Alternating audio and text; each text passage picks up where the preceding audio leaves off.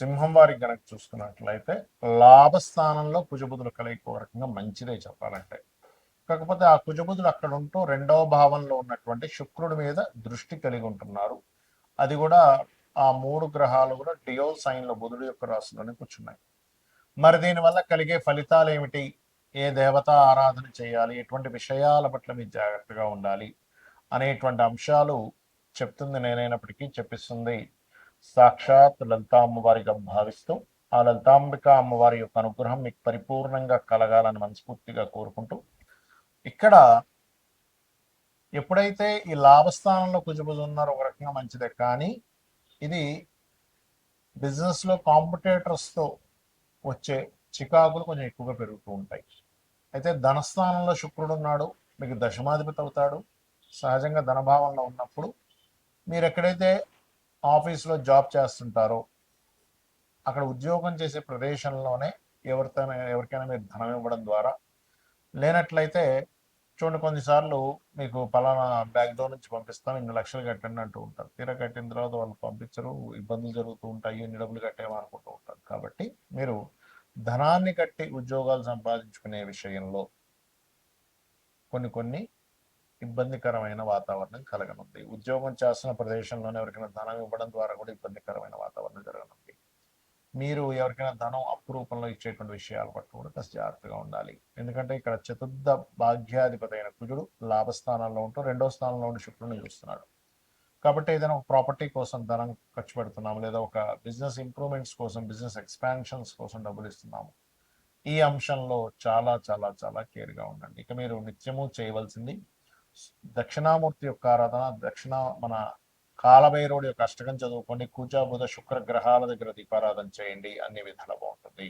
అయితే ఈ కుజబుధులు ఫస్ట్ వీక్లో కలుస్తున్నారు కాబట్టి, అంటే దాదాపుగా 2-3 తారీఖుల నుంచి మనకి కుజుడు ఇందులోకి వెళ్తాడు. 2వ తేదీకి ఆల్రెడీ శుక్రుడు నీచబడుతున్నాడు.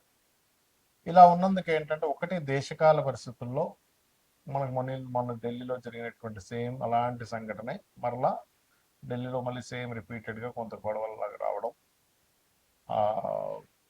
మొన్న జరిగినటువంటి ప్రొటెస్ట్ లాంటివి, అది మాత్రం ఎక్కువ రోజులు ఉండకుండా, ఎందుకంటే ఈ రెండు గ్రహాలు తక్కువ కాలం కలిసి ఉంటున్నాయి కాబట్టి తక్కువ కాలంలో మళ్ళీ అది రిజల్ట్ వెంటనే మారిపోవడం అనేది జరుగుతుంది, గుర్తుపెట్టుకోండి. అయితే ఇక్కడ మనకి రాహు వెళ్ళి కుజ నక్షత్రంలో కూడా ఉంటున్నాడు. అంటే అంతర్గతంగా కొన్ని శక్తులు కూడా ప్లాన్స్ వేస్తూ ఉంటాయి ఈ కుజ నక్షత్రంలోకి రాహు వెళ్తుండడం వల్ల, గుర్తుపెట్టుకోండి. అంటే బయటికి కనబడదు కానీ అంతర్గతంగా లోపల దేశాన్ని ఏదైనా చేద్దాం అనేటువంటి కొన్ని శక్తులతో ఇబ్బంది అనేది రానుంది అనేటువంటిది కూడా గోచారం చెప్తుంది. మరొక విషయం ఏంటంటే, మరి మనం చెప్పుకున్నాం ఏమండి కుజబుధులు కలిస్తే సర్పదోషము అని. మరి సర్పదోషం గనక రకరకాల వాటిలో ఉంటుంది సర్పదోషం అనేటువంటిది. ఎలా అంటే చూడండి, ఈ కుజుడు బుధుడు లేదా శని కుజుడు Rahu Ravi Rahu is equal to సర్పదోషము ప్లస్ పితృదోషం కూడా. అదేవిధంగా శని కేతువులు, ఇలా ఒక్కొక్క సర్పదోషము ఒక్కొక్క రిజల్ట్ ఇస్తూ ఉంటుంది ఒక్కొక్క భావంలో ఉన్నప్పుడు. మీకు పర్టికులర్గా కుజబుధులు సర్పదోషం ఉన్నప్పుడు ఏమవుతుందంటే, ఎవరికైనా పర్సనల్ చాట్లో ఉన్నప్పుడు రిలేషన్స్ మీద దెబ్బ కొడుతుంది. అంటే రిలేటివ్స్తో ఎప్పుడూ కూడా ఏదో ఒక గొడవ, ఏదో ఒక ఘర్షణ, రిలేషన్స్ సరిగ్గా ఉండలేకపోవడం, మీరు బాగున్నా అవతల వాళ్ళు బాగోకపోవడం, అవతల వాళ్ళు బాగున్నా మీలో ఏదో తెలియని ఒక ఘర్షణాత్మకమైనటువంటి స్థితి కలగడం అనేటువంటిది ఇస్తూ ఉంటుంది. అయితే ఇది ఒక్కొక్క భావనలో ఉంటే ఒక్కొక్క రిజల్ట్ ఇస్తూ ఉంటుంది, గుర్తుపెట్టుకోండి. రాశిలో ఉన్నదనుకోండి, ఒకవేళ వీళ్ళకి చర్మ వ్యాధులు రావడము, లేకపోతే ఒళ్ళంతా ఒక రకమైన బాడీ పెయిన్స్, ఇలాంటివి ఇస్తూ ఉంటుంది సర్పదోషం కుజబుధుల కాంబినేషన్. రెండవ భావంలో ఉంటే ఇది ధనం మీద, రిలేటివ్స్ మీద, కుటుంబ సభ్యుల్లో ఉండేటువంటి వారి మీద అనవసరం ఘర్షణలు, ఇంట్లో ఎప్పుడు ఏదో ఒక వాదనలు ఇలాంటివి జరుగుతూ ఉంటాయి. మూడో భావంలో ఉన్నప్పుడు ఇది మీరు ఏ మాట మాట్లాడినా, మనం చూడండి కొంతమంది చూస్తూ ఉంటాం, ఏమంటే మనం ఏ మాట మాట్లాడినా సరే గొడవ అయిపోతుందండి అంటూ ఉంటాం చూసారా. ఈ ఏ మాట మాట్లాడినా గొడవ అయ్యేటువంటి విషయాన్ని ఈ మూడో భావంలో కుజబుధులు ఉంటే ఇస్తూ ఉంటుంది. నాలుగో భావంలో కుజుడు ఉన్నప్పుడు వీళ్ళు చాలా జాగ్రత్తగా ఏ విషయంలో ఉండాలంటే, రోడ్డు దాటేటప్పుడు చాలా జాగ్రత్తగా ఉండాలి. ఫోన్ మాట్లాడుతూ రోడ్డు దాటడం వల్ల కలిగేటువంటి ఇబ్బందులు నేను చూశాను. చాలా మందికి ఇలా ఫోన్ మాట్లాడుతూ రోడ్డు దాటేస్తారు, టక్కన ఏదో గుద్దేస్తారు. లేకపోతే ఫోన్ మాట్లాడుతూ వీళ్ళు వాహనం మీద వెళ్తూ ఉంటాడు, సడన్గా ఏదో ఒక ఇబ్బంది జరుగుతూ ఉంటుంది. కాబట్టి ఫోన్ మాట్లాడుతూ ఎట్టి పరిస్థితుల్లో వాహనం నడపడం ఇలాంటివి చేయకూడదు 4వ భావంలో కుజబుధులు కలిసి ఉన్నప్పుడు. అదేవిధంగా కొంత ఎడ్యుకేషన్ పరంగా కూడా కొంత డిస్టర్బెన్సెస్ జరుగుతూ ఉంటాయి. ఇక 5వ భావంలో ఉన్నప్పుడు సంతానంతో తెలియని ఘర్షణ, సంతానంతో గొడవలు, సంతానంతో ఇవి జరుగుతూ ఉంటాయి. ఇక 6వ భావంలో కనుక కుజబుధులు కలిసి ఉంటే నిత్య జీవితంలో ఎప్పుడూ ఏదో గొడవే, చిన్నప్పటి నుంచి కూడా ఏదో ఒక ఘర్షణ డైలీ లైఫ్లో, అంటే ఒక పోరాటంలో ఉంటూ ఉంటుంది లైఫ్ అనేది. కాకపోతే కుజుడు 6లో ఉన్నందుకు కొంచెం శత్రువుపై జయాన్ని కలిగిస్తారు, దట్ ఈస్ డిఫరెంట్. సప్తమంలో కుజుబుధులు ఉన్నప్పుడు ఏమవుతుంది, వచ్చే జీవిత భాగస్వామికి ఈ పోట్లాడే లక్షణాలు అవి ఎక్కువగా ఉంటాయి, ఆర్గ్యూ చేసే లక్షణాలు. అష్టమంలో ఉన్నప్పుడు సర్వసాధారణంగా అన్ఎక్స్పెక్టెడ్ థింగ్స్ వల్ల బిజినెస్లో లాసెస్ రావడం ఇలాంటివి ఎక్కువగా జరుగుతూ ఉంటాయి. భాగ్యంలో ఉన్నప్పుడు తండ్రి యొక్క తత్వం ఎలా ఉంటుంది అంటే, తండ్రి గారితో కొంచెం మనం ఏదైనా కమ్యూనికేట్ చేయాలన్నా మాట్లాడాలన్నా కొంచెం ఇబ్బందికరమైనటువంటి వాతావరణంలో ఉంటూ ఉంటుంది. దశమంలో కనుక కుజబుధులు కలిసి ఉంటే ఎవరికైనా కూడా అప్పుడు వాళ్ళకి ఆఫీస్లో ఉండేటువంటి వాతావరణం అంతా కూడా ఎప్పుడు జలస్ ఫీల్ అయ్యేవాళ్ళు, లేకపోతే ఎప్పుడు మనతో ఏదో గొడవ పెట్టుకొని మన కెరియర్ సంబంధించిన విషయంలో ఇబ్బంది పెట్టాలనుకునే లక్షణాలు ఎక్కువగా ఉంటాయి వాళ్ళకి.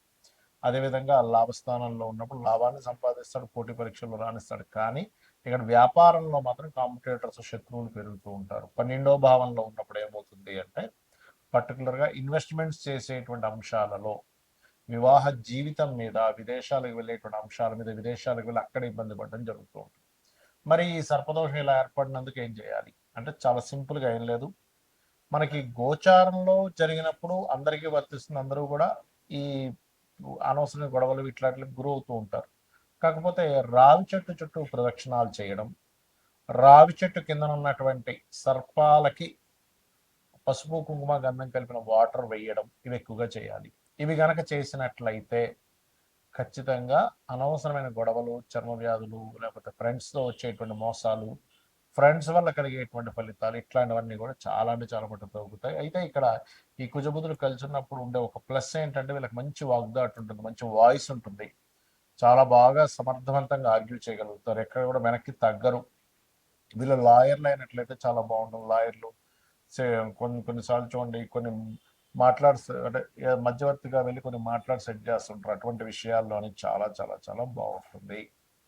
అయితే ఈ కుజబుధుల కాంబినేషన్ ఉన్నప్పుడు ఎక్కువగా కుజ బుధ గ్రహాల దగ్గర దీపారాధన చేయడము, విష్ణు సహస్రనామాలు శ్రవణం కానీ పఠనం కానీ చేయడము, లేనట్లయితే లక్ష్మీ నరసింహస్వామి యొక్క ఆరాధన చేయడము, రెగ్యులర్గా మీరు ఆంజనేయ స్వామి యొక్క ఆలయాలకు వెళ్ళడం ఎక్కువగా చేస్తున్నారు. అలా గనక చేసినట్లయితే ఖచ్చితంగా బాగుంటుంది, అందులో ఎటువంటి సందేహము లేదు, గుర్తుపెట్టుకోండి. ఇక మీరు ఈ కుజబుధులు కాకుండా మిగతా గ్రహాలు ఏవైతే మనం సర్పదోషాలు చెప్పుకున్నామో, అంటే శనికేతు, శని రాహు, రవి రాహు అంటే సర్పదోష ప్లస్ పితృదోష, కుజ రాహు, లేనట్లయితే కుజకేతు స్వల్పత సర్పదోషమే, అదేవిధంగా మనకి శని కుజ అండ్ ఇట్లా ఈ కాంబినేషన్స్ ఏవైతే ఉన్నాయో, చంద్రరాహు కూడా, ఇది ఒక్కొక్క కాంబినేషన్స్ని బట్టి, అది ఉండే భావాన్ని బట్టి, మీ జన్మజాతకంలో ఉండే పోర్ట్ఫోలియోస్ని బట్టి ఆ యొక్క గ్రహాలు ఇచ్చే రిజల్ట్స్ ఆ విధంగా ఉంటూ ఉంటాయి, గుర్తుపెట్టుకోండి. అయితే ఇక్కడ ఏంటి, ఏదో దోషమైనా మీకు అసలు ఆ మహాదశ వస్తుందా లేదా, ఇది చాలా ఇంపార్టెంట్. మహాదశే రావట్లేదు, ఏం చేసుకుంటాం, ఏం ఇబ్బంది ఉండదు, అంటే చిన్నప్పుడు అయిపోయిందండి, పెద్ద ఎఫెక్ట్ ఉండదు. ఎప్పుడో 100 ఏళ్ళ తర్వాత వస్తుంది, ఎఫెక్ట్ ఉండదు, ఇది గుర్తు.